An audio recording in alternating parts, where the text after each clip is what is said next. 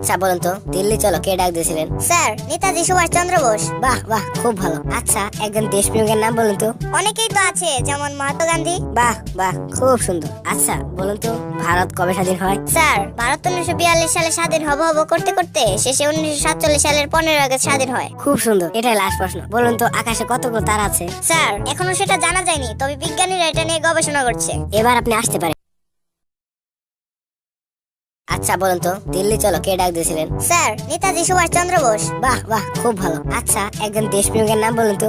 অনেকেই তো আছে, যেমন মহাত্মা গান্ধী। বাহ বাহ, খুব সুন্দর। আচ্ছা বলুন তো, ভারত কবে স্বাধীন হয়? স্যার, ভারত 1942 সালে স্বাধীন হব হব করতে করতে শেষে 1947 সালের 15 আগস্ট স্বাধীন হয়। খুব সুন্দর। এটাই লাস্ট প্রশ্ন। বলুন তো, আকাশে কতগুলো তারা আছে? স্যার, এখনো সেটা জানা যায়নি, তবে বিজ্ঞানীরা এটা নিয়ে গবেষণা করছে। এবার আপনি আসতে পারেন।